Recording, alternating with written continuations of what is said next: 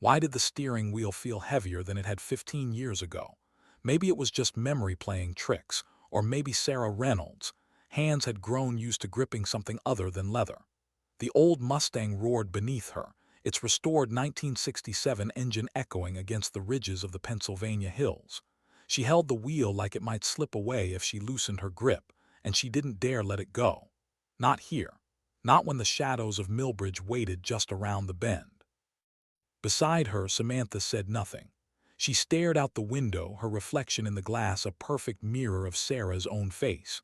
Twin sisters, moving back toward the one place they had sworn they'd never return to. The light caught Samantha's features in fragments, the scar at her temple, the curve of her jaw, the tightness in her eyes. Silence clung between them, thicker than the fog curling down from the hills. "Still think this is a good idea?" Sarah asked, her voice too calm for what it carried. She downshifted as the road dipped steeply, the hum of the engine a steady growl beneath them. Samantha tucked a strand of blonde hair behind her ear. Her fingers brushed the scar, a small reminder of how the past had never really left them. "We made a promise." The Millbridge town sign appeared at the bottom of the hill. Rust streaked the edges, bullet holes pocked the faded blue paint. Population 8,742. Last updated 1979, the year their lives split open. Sarah's breath caught as the car crossed an invisible line, the line that separated everything they'd built from everything they'd tried to bury. 15 years gone. 15 years since the funeral with an empty casket. Main Street didn't bother pretending anymore.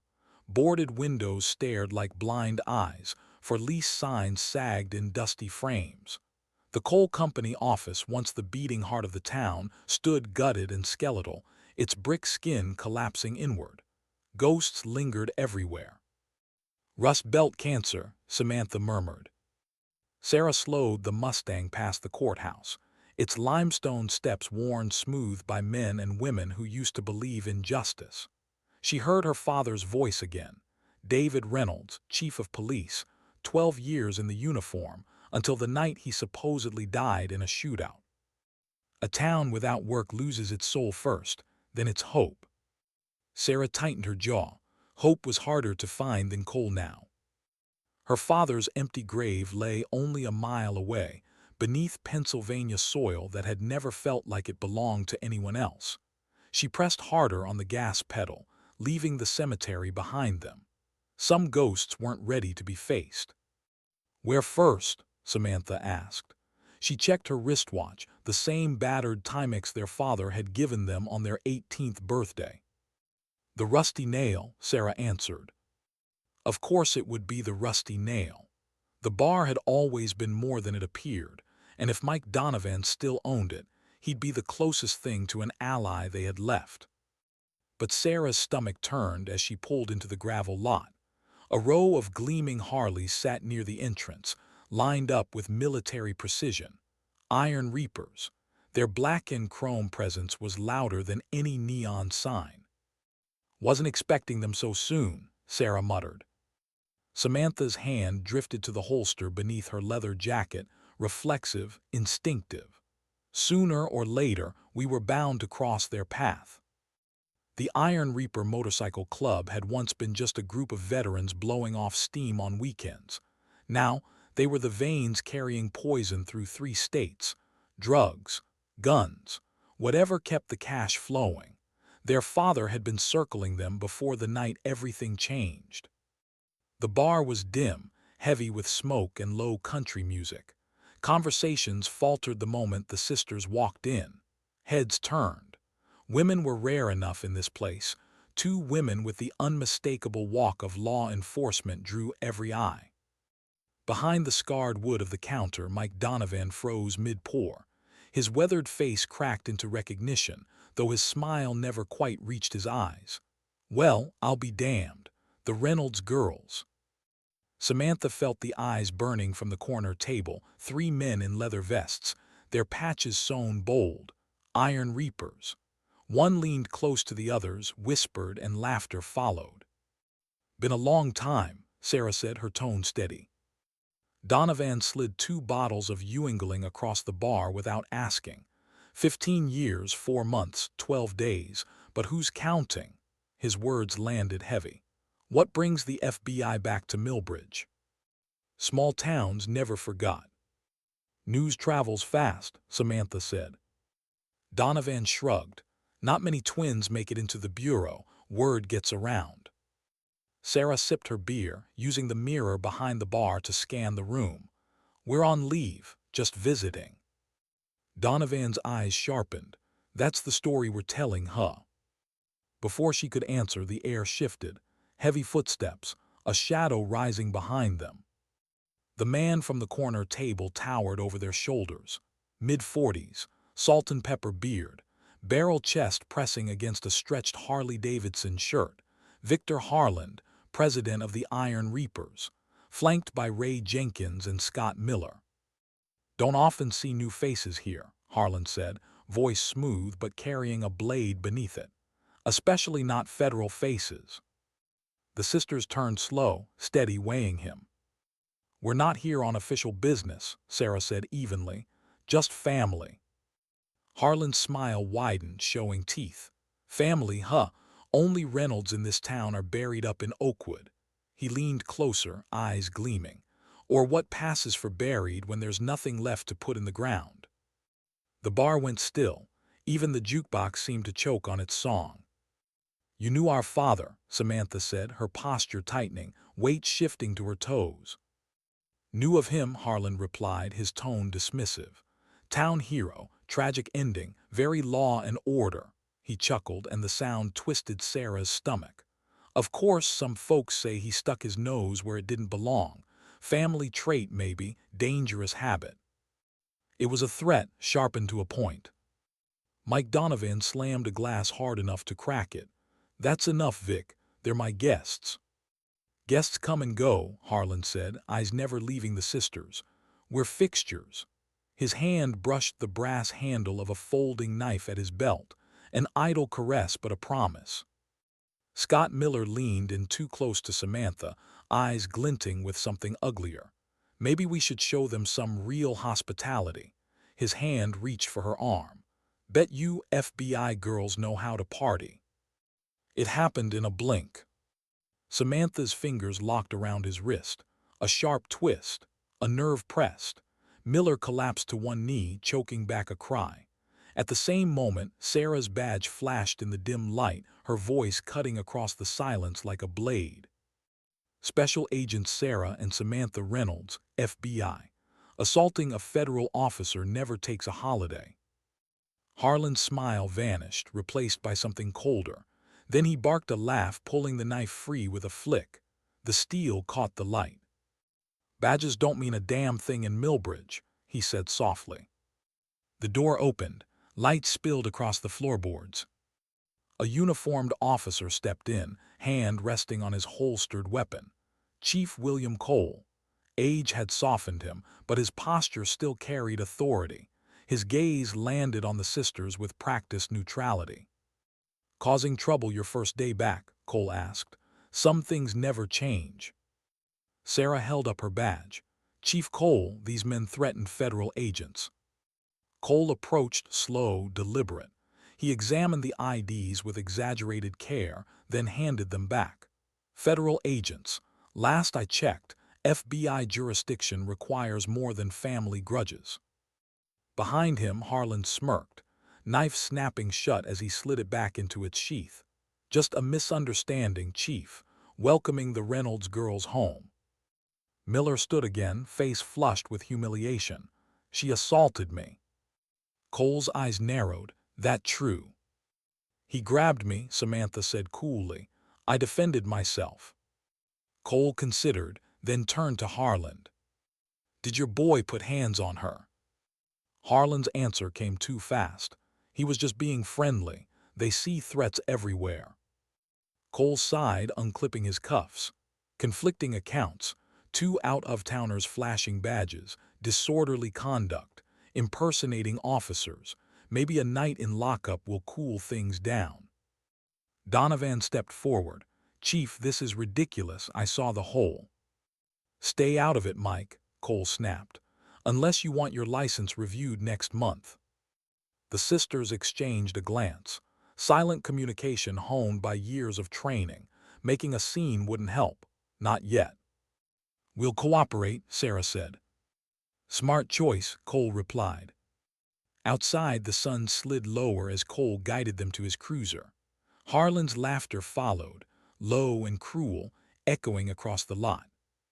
"Welcome home, Reynolds girls," he called. "Don't worry, we'll have plenty of time to catch up later." The laughter stayed with them, even as the cruiser pulled away. Samantha watched her hometown blur past, storefronts, ice cream parlor boarded up, the park where their father had taught them to throw a punch. Sarah's voice was quiet. "This isn't how I imagined our homecoming." Samantha's lips curved into a grim smile. "It's exactly what I expected." "They're afraid of us," Sarah said, staring out the window. "Good," Samantha replied. "They should be." The cruiser rolled on toward the station, its partition cold between them and the rest of the world. The Mustang sat abandoned in the lot behind them, but the weight pressing down was heavier than steel bars. And somewhere deep inside, Sarah felt it, like a current beneath the surface. They hadn't even begun to learn the truth. Why did the handcuffs feel heavier than the years they'd already carried? The steel wasn't what weighed Sarah down. It was the memory of watching her father walk into the same station in uniform, head held high, while now she was dragged inside as if she were a stranger in his house. The police station hadn't changed. Same brick walls, same scuffed tile floors, same air that smelled of old paper and burnt coffee. The only difference was the silence that followed the sisters as they were marched past the front desk. Chief Cole's voice was clipped, official. "Processing 2 for disorderly conduct, impersonating federal officers." The young officer behind the counter froze, pen hovering. He couldn't have been more than 25, fresh crew cut, nervous eyes that betrayed he knew exactly who they were. "Yes, sir. Do you want me to call the FBI field office?" "Verify." "I'll handle the calls," Cole snapped. "You handle the paperwork." The words were like bars dropping into place. Samantha kept her expression calm, though her pulse thudded in her throat. She scanned every exit, every camera, every officer in the room. Years of training reduced to instinct now, because instinct was all they had. A door opened, heels clicked.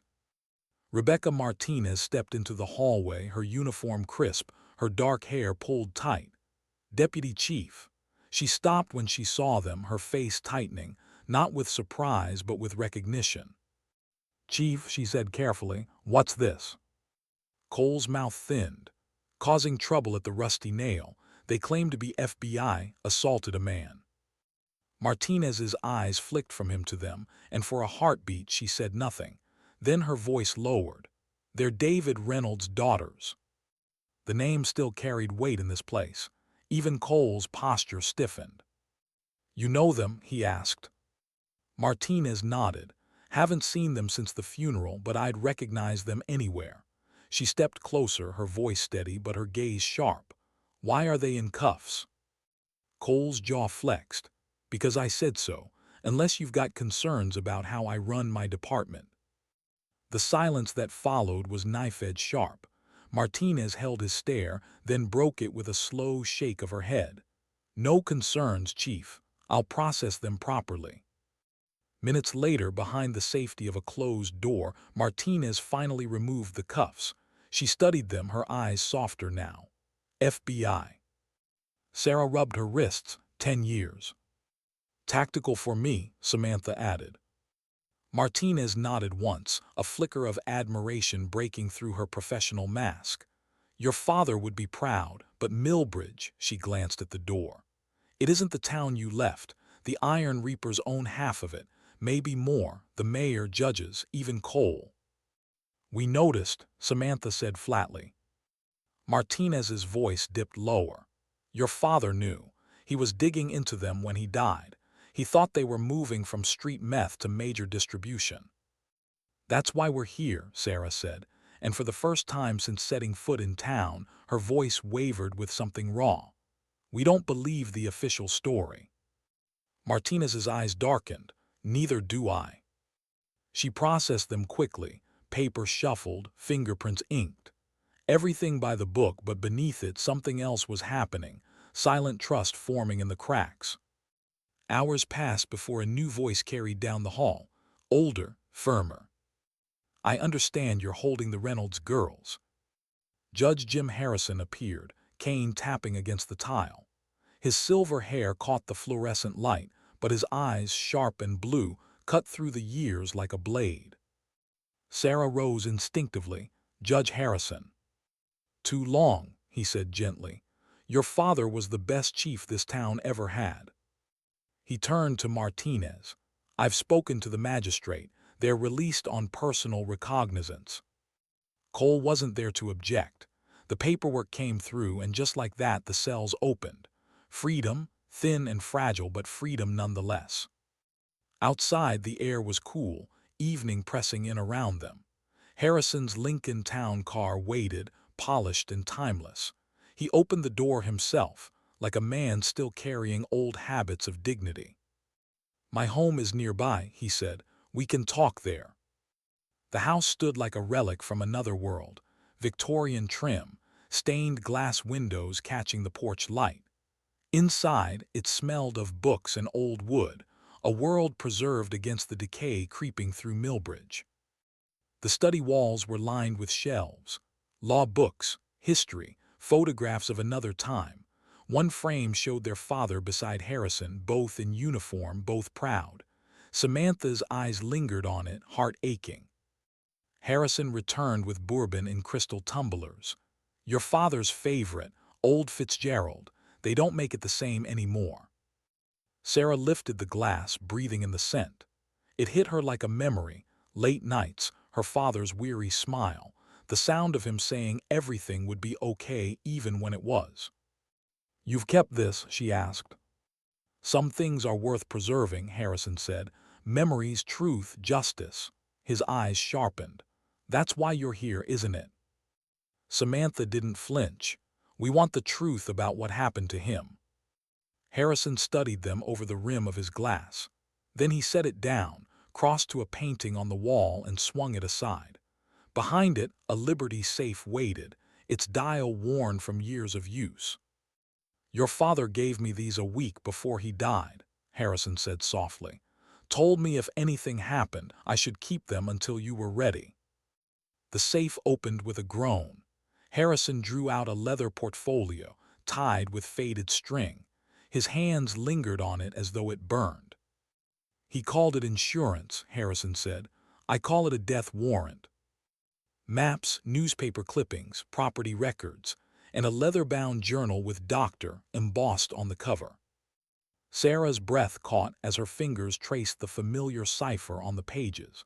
Their father had taught them the substitution game when they were teenagers. She never realized it had been practice for this. "Operation Rust Belt," Harrison said. "That's what he called it. He believed someone high up in federal law enforcement was protecting the network. He called him Patriot." The word hung heavy. Samantha flipped through the pages, eyes catching on a single coded entry. JH119077.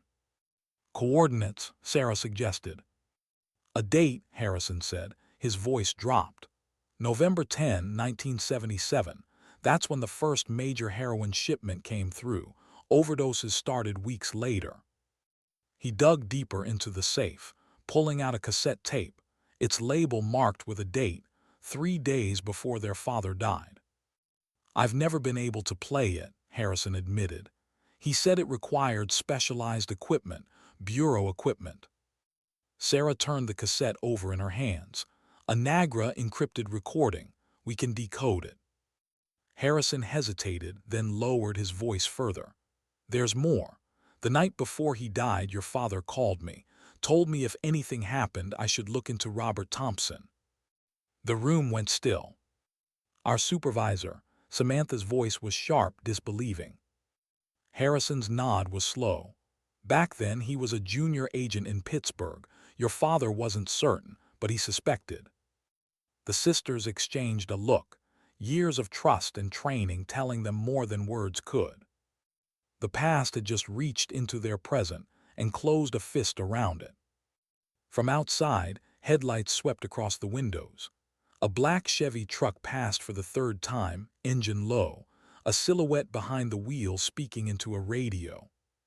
Sarah's voice was barely above a whisper. They're already watching us. Harrison closed the safe with a spin of the dial, his voice grave. Then you understand now. This isn't just about your father, it never was. This is bigger, dirtier, and it hasn't ended. The sisters left his house that night with bourbon still warming their veins and a portfolio heavier than steel in Sarah's hands. They stepped into the cold, their breath clouding against the autumn air, their shadows stretching long across the porch. Thompson, Samantha said as they slid into their car. Sarah's voice finished the thought. If it's true, it explains everything, every wall we've hit, every lead gone cold. The Mustang's engine roared again, but this time it didn't sound like freedom. It sounded like war. Why was the house darker than she remembered? Maybe it was the broken shutters or the way the trees had grown wild in the years since, their branches clawing at the windows like fingers. But when Sarah pushed the key into the back door, the silence inside seemed to close over her like water. The lock turned stiff, protesting years of disuse. The door groaned open and dust motes swirled in their flashlight beams. The air smelled of abandonment, stale, damp, and heavy with something else. Memory. Samantha moved first, weapon drawn, clearing the kitchen as though it were enemy ground. Every creak of the old floorboards echoed too loud. The sisters didn't speak. They didn't need to. They'd been trained to search houses that weren't their own, but this one was theirs once. That was the difference. That was what made the walls feel like they were watching. The living room was smaller now, or maybe it was just emptier. The couch gone, the rug rolled away. What was left looked hollow, stripped. But Sarah's eyes caught on the corner where their father used to read to them from law books, his voice steady, patient, like the sound of something unshakable.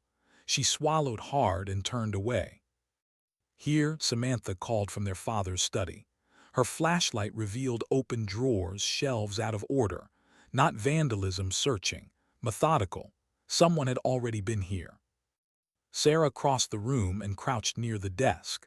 She ran her fingers along the floorboards until one shifted just slightly under pressure. Together, they dragged the heavy oak desk aside. The board came up with a groan of nails. Beneath it, a small cavity waited. Inside, a dusty Zenith cassette recorder, its metal dulled with age, several unlabeled tapes. He always said the best hiding place is where someone's already looked, Sarah whispered. She lifted the recorder with both hands, like it was more fragile than it appeared. Samantha checked it. Battery's dead, but it's intact. The search revealed more. A revolver wrapped in oiled cloth beneath the master bedroom floor. A metal box beneath Samantha's old bed, holding their father's badge, photographs, and a folded piece of paper marked with the same cryptic code from his journal, JH 1177. Every discovery was a voice from the past. Every discovery made the weight on their chests heavier. Headlights swept suddenly across the wall. Both froze. A vehicle in the driveway. They killed their flashlights, melted to the window, weapons drawn. "It's her," Sarah whispered. "Rebecca Martinez. Alone." She climbed the porch steps, her body language cautious, scanning the street before knocking softly. "She's checking if we're being watched," Samantha murmured. "Smart." Sarah cracked the door. Martinez's eyes met hers, tense, urgent. "You shouldn't be here," she said in a whisper sharp as glass. "The Iron Reapers have been monitoring this place for years." Inside, her gaze fell on the recorder, the revolver, the box of photographs. "You found something." "Possibly," Samantha answered, holding up the recorder. Martinez nodded once. "Not here. Cole ordered patrols every hour, officially to make sure you're safe, but we all know the truth." Her next words landed heavier than the weapon on Samantha's hip. Scott Miller filed assault charges against you. Cole issued a warrant. He wants you detained. Sarah's jaw tightened. That was fast. Almost like it was planned before you arrived. Martinez agreed. She checked her watch. I can give you 20 minutes before I have to report this place empty. There's a motel on the edge of town, Pinewood. The owner, Jack Stevens, your father saved his boy years ago. He'll keep you off the books. Samantha studied her. The suspicion was instinct. Why are you helping us? For the first time, Martinez's voice softened. Because your father gave me a second chance. He caught me stealing when I was 16. Instead of arresting me, he gave me a job at the station, filing papers, told me everyone deserves one chance to do the right thing. I never forgot. She straightened, mask snapping back into place. I'll report this house empty. Go now. The sisters didn't waste a second. They gathered the recorder, the revolver, the box, slipping out the back into the misty night. The Pinewood Motel sat against the edge of the forest, neon sign half broken, paint weathered but cared for. Stevens looked up from behind the desk, recognition flashing in his eyes the moment he saw them. Dave's girls, he said, voice low with memory. He handed them a key to the end unit without hesitation. No paperwork. Inside the room, the air was warmer, the smell of fresh paint clinging faintly to the walls. 2 beds, a table, safe enough for now. Sarah set the recorder on the table, her hands lingering on it. We need batteries, tomorrow. Samantha checked the revolver, loading the cylinder with slow care. The weight of it was grounding. Stevens might have some, otherwise Radio Shack. They spread their father's maps and clippings across the table, piecing together fragments of a puzzle 15 years old. Every mark on the paper was a thread. Every thread pulled them deeper into the dark. A knock rattled the door. 3 taps, a pause, 2 more. The signal Martinez had promised. Sarah checked the peephole. It was her. Civilian clothes, a duffel bag in hand. Martinez slipped inside, setting batteries, food, and burner phones on the table. Supplies, she said simply. And updates. Cole's escalated. Formal warrant. Claims your credentials are fake. Says he verified with the Bureau. That's absurd, Sarah said. It's effective, Martinez replied. If you're found, he can arrest you legally now. State police are looking. She opened the duffel, pulling out a thin folder. Crime scene photographs. The sisters froze. They had never seen them before. Their father's patrol car. His body sprawled on the ground, wounds to the chest, one to the head, his weapon at his side. The official story was a drug deal gone wrong, Martinez said. But look. Sarah leaned closer. Her voice was steady, clinical. Blood spatters wrong, bodies positioned. This wasn't a fight, it was an execution. Samantha's grip tightened on the edge of the table, and they made it look like anything but. Martinez's voice was almost a whisper. My father was his partner. They pulled him off the case that night. He always believed it was deliberate.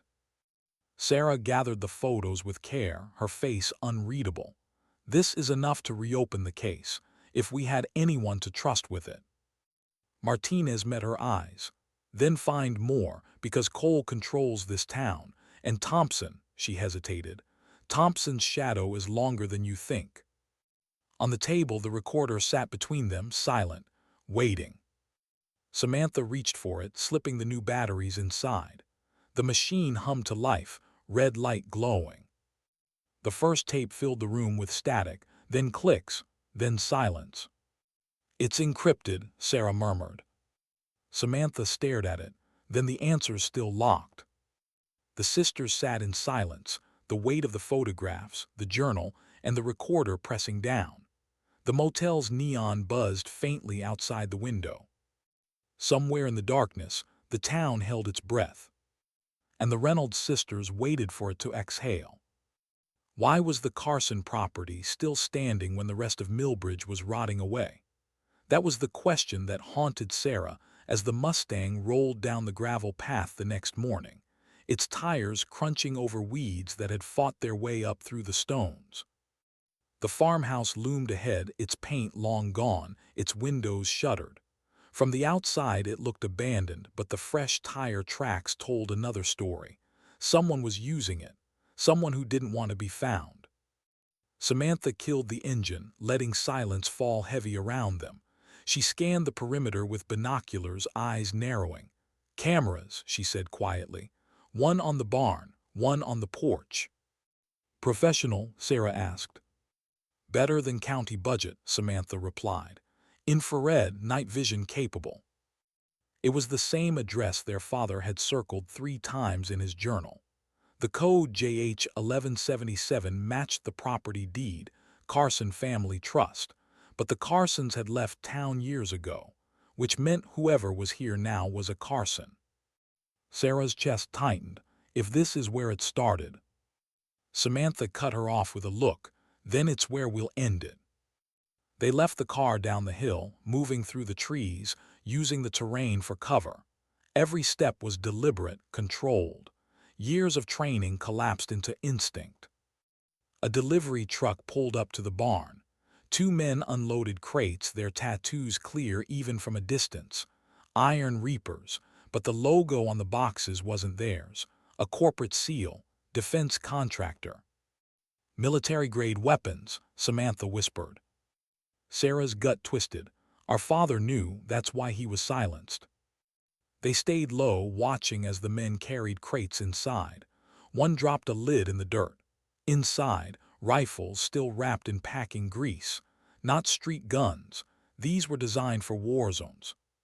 Samantha took photos with a concealed camera, each click a whisper against the silence. Then headlights swept across the yard. Another vehicle, black SUV, tinted windows.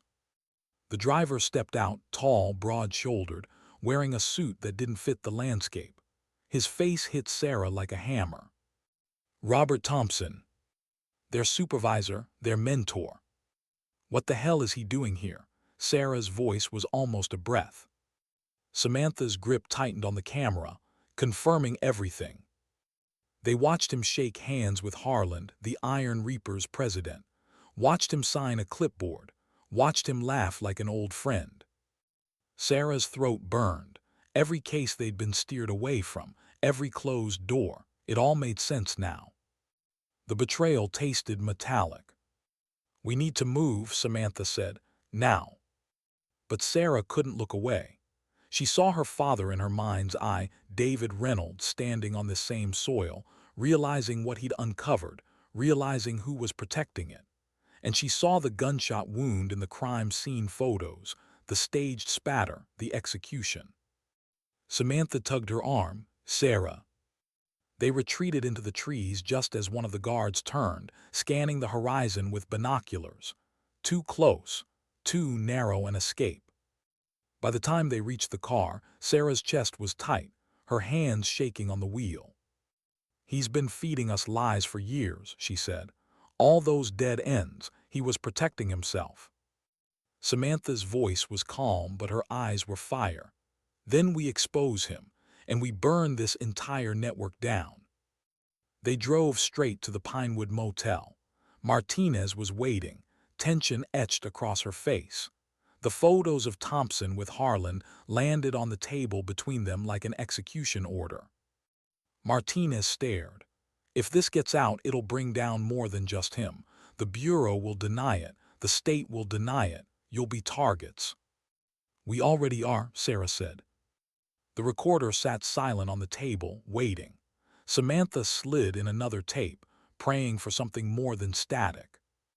This time, the voice that broke through the hiss was their father's. "If you're hearing this, it means they got to me. I was right about Carson, right about Patriot. He's inside the Bureau. Name." The tape cut to static. Sarah's hands clenched. "Name what?" Martinez stared at them, fear in her eyes now. "Patriot, that's Thompson." Samantha looked back at the recorder. He was about to say it. Sarah's voice cracked, but it wasn't anger this time. It was something heavier. "He died trying to warn us." Silence fell heavy, final. Outside, tires crunched in the gravel lot. More than one vehicle, doors slamming, voices carrying low.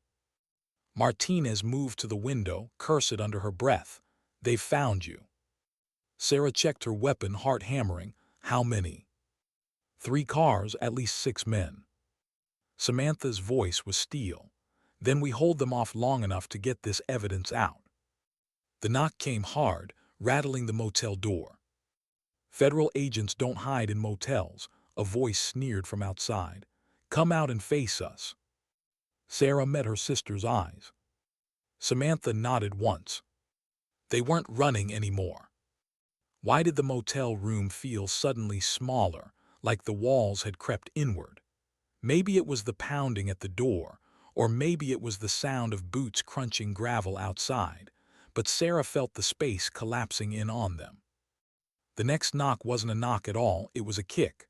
The wood splintered, the chain rattled. Samantha moved first, dragging the table across the floor, bracing it against the door. Martinez drew her weapon, her breath sharp. "Back exit," she hissed. Sarah's eyes darted to the bathroom window, small, narrow, but it was the only option. The next kick snapped the lock. The door groaned under the pressure. Samantha pulled the recorder and the folder of photographs into her bag, slinging it over her shoulder. "We can't lose this." Sarah cracked the bathroom window open. Cold night air rushed in. Pines swayed in the darkness beyond. "Go," she urged. Martinez slipped out first, then Sarah. Samantha followed last, shoving the bag through before sliding herself out. The door finally gave way behind them. Heavy boots stomped into the room, voices cursed, shouting commands. The sisters stayed low, crouched in the brush, moving fast toward the tree line. Martinez led, cutting through the woods with precision, every branch and root familiar to someone who'd grown up here. Flashlights swept the forest behind them. Shouts carried. A gunshot cracked the air, splitting the night open. "Keep moving," Sarah hissed. They ran until their lungs burned, until the neon of the motel was swallowed by the black of the forest. Finally, Martinez slowed, crouching near a cluster of rocks. Her voice was low, urgent. "There's a service tunnel 1/2 mile from here. Old mining shaft. Abandoned, but it'll take you under the ridge." "Why do I feel like you've used it before?" Samantha asked. Martinez didn't answer. She just pulled a folded map from her jacket, handing it over. "They'll keep hunting. Cole wants you gone. Thompson wants you buried. You need to get this evidence out of Millbridge." Sarah shook her head. "And leave you here, no." Martinez's expression hardened. "This is my fight too, but I can buy you time. If I show up empty-handed, they'll think you slipped past me. If I vanish, they'll know I helped you." The words hit heavy. A sacrifice weighed in advance. Samantha's voice was sharp. "That's a death sentence." "Maybe," Martinez admitted. "But your father once gave me a chance. I won't waste it." Sarah swallowed hard. "We'll come back for you." Martinez's lips curved into something that wasn't quite a smile. "Just finish what he started." She pressed the map into Sarah's hand, then disappeared back into the trees before either of them could stop her. The silence that followed was worse than the shouts. The sisters pressed on, deeper into the woods, until the ground sloped down and the yawning mouth of a tunnel appeared, framed by rusted rails and broken timbers. The air inside was cold, metallic. Their footsteps echoed off stone walls, the sound of their breathing magnified. Sarah's hand brushed the recorder in her pocket. She thought of her father's voice, cut off mid-sentence. Name, static, the rest swallowed. "Do you think he knew?" she asked softly. "Knew what?" Samantha replied. "That he wouldn't make it out." Samantha's silence was answer enough. They walked for nearly an hour before the tunnel split into daylight again. The forest opened, the ridge falling away into the valley beyond. From here, Millbridge looked small, a cluster of lights in the dark, clinging like stubborn embers. Samantha sank against a tree, catching her breath. "We're not just fighting a gang, or a corrupt chief. We're fighting a system that let this rot grow for decades. Sarah's chest ached with something heavier than exhaustion, and our father died because he refused to let it spread. The bag sat between them, full of photographs, maps, the recorder, fragile proof. But proof was nothing without a voice to speak it. Sarah's eyes lifted to the horizon. We need allies, people outside Millbridge, people Thompson can't touch. Samantha nodded slowly.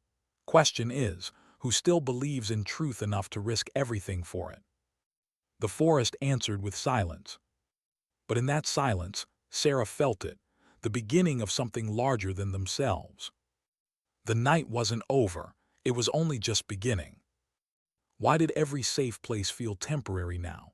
The question sat in Sarah's chest like a stone as she guided the Mustang onto the interstate, headlights cutting through the fog that clung to the valley. Behind them, Millbridge shrank into darkness. Ahead, only uncertainty stretched out. They didn't speak for miles. Samantha sat rigid in the passenger seat, her eyes locked on the side mirror, watching for shadows that might follow. Every set of headlights made her hand inch toward her weapon. Finally, she broke the silence. Where do we go? Sarah tightened her grip on the wheel. We can't go back to Pittsburgh. Thompson has reached there. We need someone beyond his leash. Who? Samantha pressed. If he's Patriot, he's not working alone. He's got protection, contacts, maybe in the bureau, maybe higher. Sarah's jaw tightened. Then we find someone he doesn't own. Hours later, they pulled into Harrisburg, a city awake even at 3 a.m. Trucks groaning down the highway, neon buzzing above empty diners, shadows of men and women who lived between shifts. They parked outside a low, brick apartment building. No sign, no nameplate, just a single mailbox marked W. O'Connor. Samantha raised an eyebrow. You think she's still here? She owes Dad her life, Sarah said. The door cracked open after the third knock. A woman stood there, early 60s, her body hunched but her eyes still burning sharp. Sarah, she whispered, as though speaking the name too loud would draw fire. And Samantha. Willow O'Connor had been their father's informant once, deep inside the pipeline that fed drugs from Philadelphia into smaller towns. He pulled her out before she was swallowed whole. Now she stood in her robe, a cigarette burning low between her fingers, disbelief etched into every line of her face. 15 years, she said, and you come knocking in the middle of the night. That only means one thing, trouble. Inside, the air smelled of smoke and whiskey. Photographs lined the walls, family long gone, faces fatting. O'Connor poured 3 glasses without asking. What did you dig up? She asked. Sarah spread the photos across the table, the Iron Reapers unloading weapons, Thompson shaking Harlan's hand. O'Connor leaned close, her mouth tightening. I've heard whispers about Patriot, she said. Always thought it was just a ghost story, a cover name for someone too high up to touch, but if you're saying it's him. It's him, Samantha said flatly. O'Connor tapped ash into a tray. Then you're already dead, you just don't know the when. Sarah leaned forward. We don't want survival, we want truth. You have contacts, journalists, union leaders, people outside the Bureau's chains. We need someone who will listen. O'Connor studied them for a long time. Finally, she stubbed out her cigarette and nodded once. There's a reporter, Daniel Krieger, investigative, used to work the Philly Inquirer before he got blacklisted for pushing too hard on defense contracts. He'd kill for something like this, if he lives long enough to print it. She scribbled an address and a burner number on the back of a receipt. But be careful. If you've got Thompson on tape, it's not just him. It's everyone he answers to. The sisters exchanged a glance. The truth was heavier than bullets, and they were carrying it without armor. Before dawn, they were back on the road. The city blurred by, neon giving way to steel and glass. They found Krieger in a cramped office above a pawn shop, his desk buried under stacks of paper, his shirt wrinkled from nights without sleep.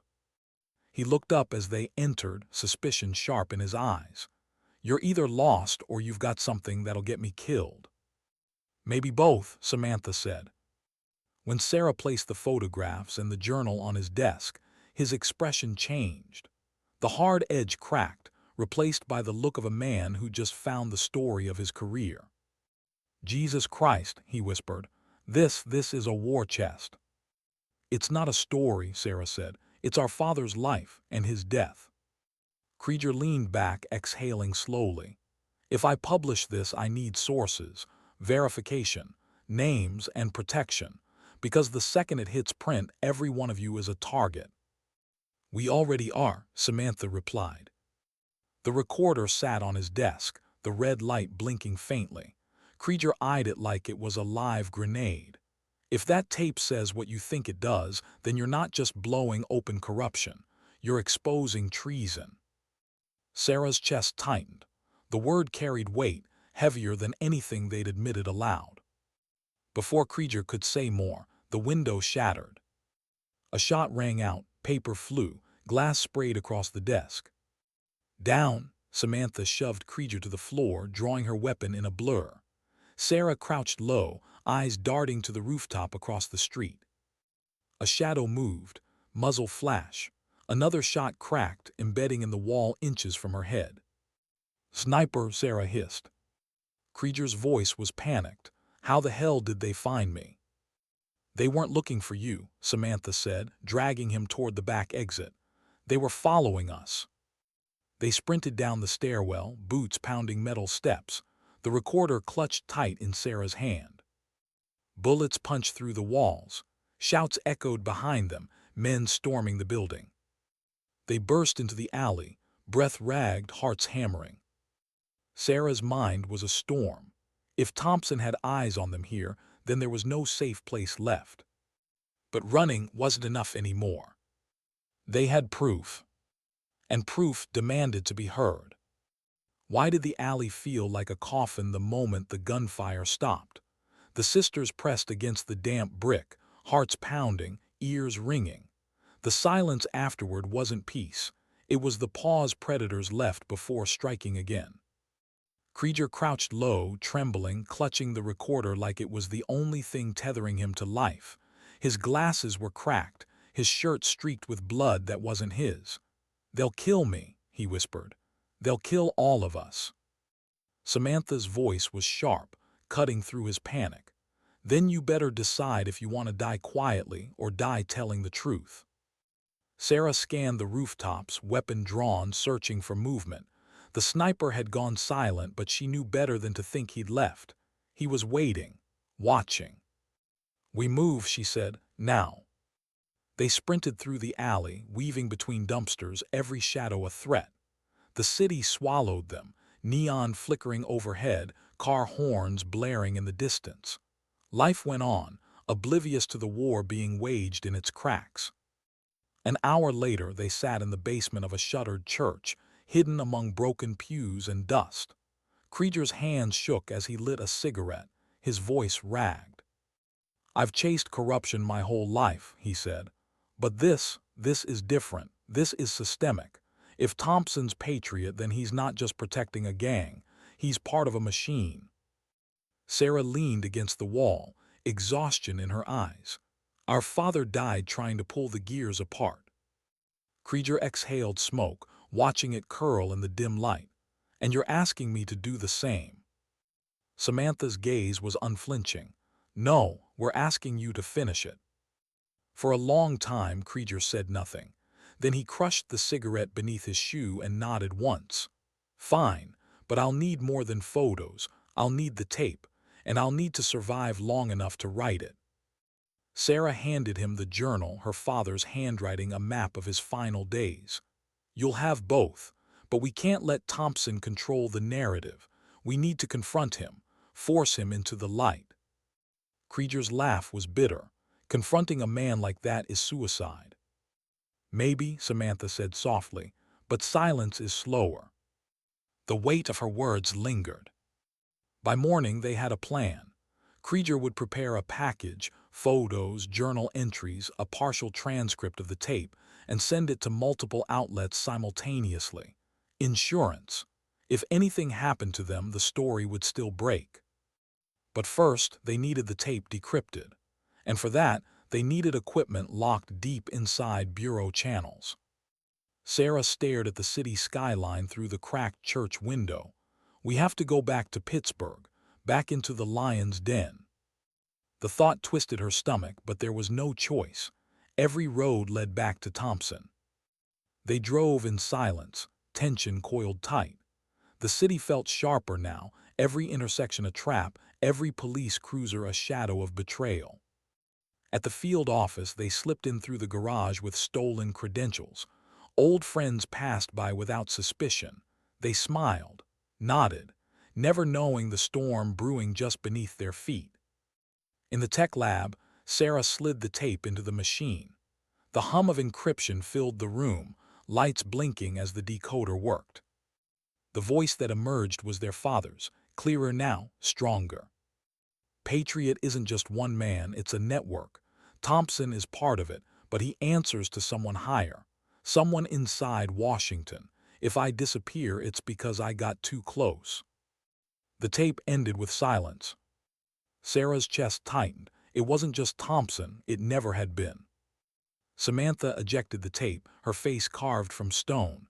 Then we expose all of them. But before they could leave, the door swung open. Robert Thompson stood there. His presence filled the room, his smile cold.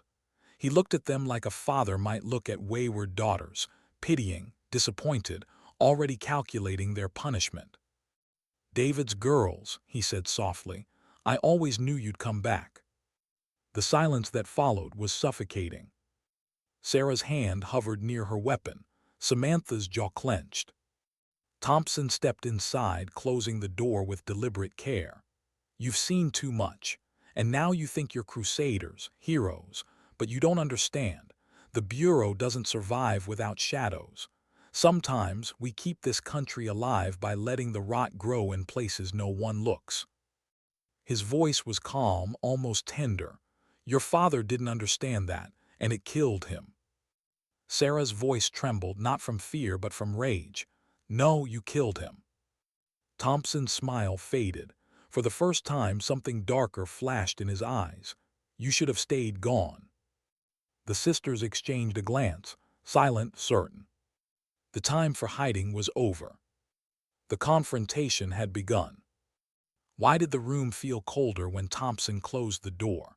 Maybe it was the way the fluorescent lights flickered overhead, or maybe it was the weight of truth settling between them. Sarah felt it in her bones, the moment where choice ended and fate began. Samantha's hand hovered near her holster. Sarah's chest rose and fell, steady, controlled. They had trained for ambushes, for betrayals, but not for the quiet disappointment of looking into the eyes of a man who had once guided their careers, only to realize he'd been steering them toward silence all along. Thompson's smile never touched his eyes. "Do you think you're the first to try?" he asked. "Every decade someone stumbles too close to Patriot, your father, others before him, and every time the system eats them alive. You'll be no different."